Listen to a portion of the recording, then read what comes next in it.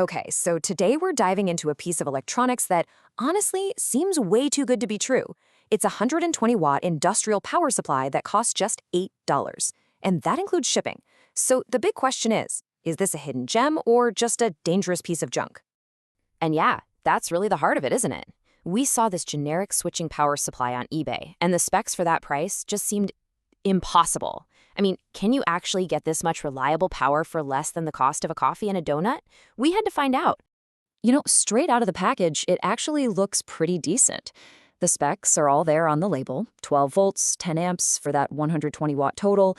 It's got a solid-feeling vented metal case, proper screw terminals, a little green LED to let you know it's on, and even a little potentiometer so you can fine-tune the voltage. For $8, my first impression is, hey, not bad. Okay, but looks are one thing, performance is the whole shebang. So let's dive in. We got it hooked up to a load to see what this thing can actually do.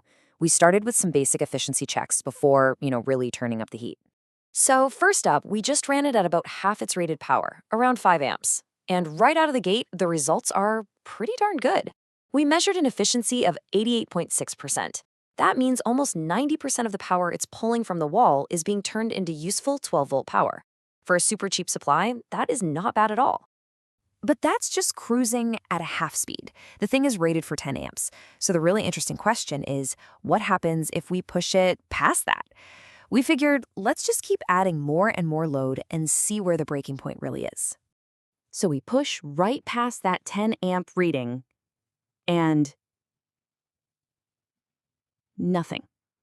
Absolutely nothing happens. The voltage doesn't drop, it doesn't get hot, it doesn't shut down.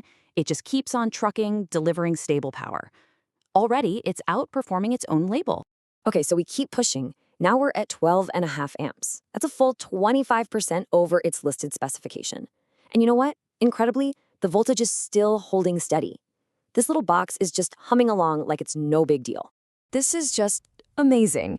We managed to pull nearly 14 amps out of this thing. That's almost 40% over its rating, and it just refused to quit. We even short-circuited it on purpose, and yep, the protection works. This little box is an absolute powerhouse.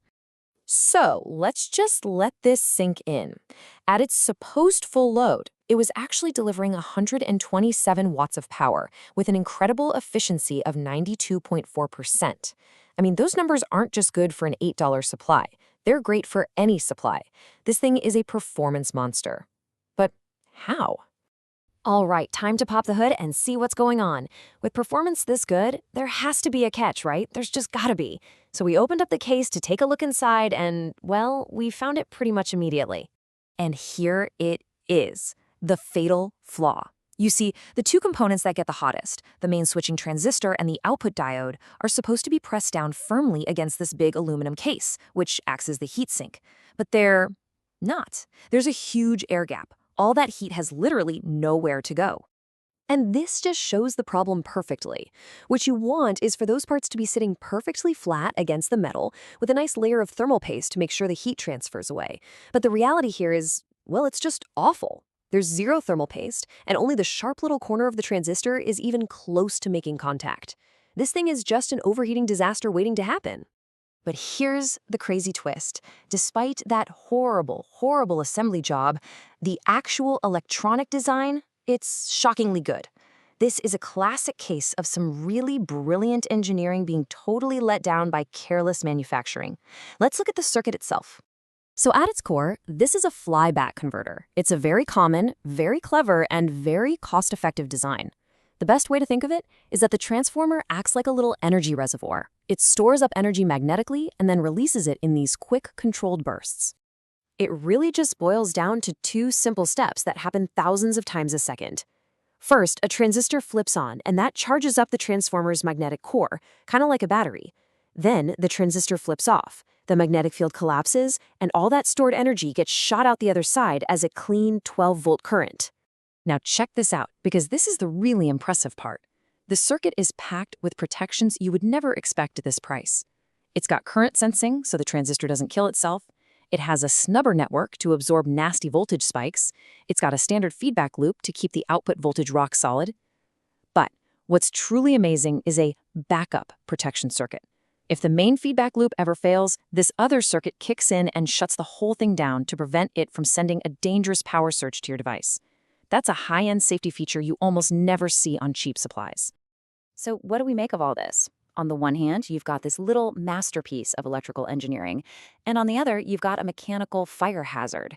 So let's weigh the pros and cons. Okay, the pros are obvious. It totally crushes its power rating. It's got fantastic efficiency, the voltage is stable, and the circuit design has a full suite of safety features. But the cons, well, it's really just one giant con that overshadows everything. The heat sinking is a complete disaster. With no thermal paste and barely any contact, those key parts are basically guaranteed to cook themselves to death. So here's our final takeaway, and it's a bit of a weird one. This is a genuinely amazing device, but only if you're willing to finish the job that the factory didn't. You have to open it up, put a good glob of thermal paste on there, and screw the components down properly. If you do that, you've got yourself an incredible bargain. If you don't, you've got a ticking time bomb. And it just leaves us with this really interesting question, right? This device is proof that brilliant, cost-effective engineering can create amazing performance. But it's also proof that a single, tiny, cost-cutting mistake in assembly can undermine the whole thing. It really makes you think. When you see cheap electronics, you have to ask, what corners were cut? And what is the true cost of saving those few pennies?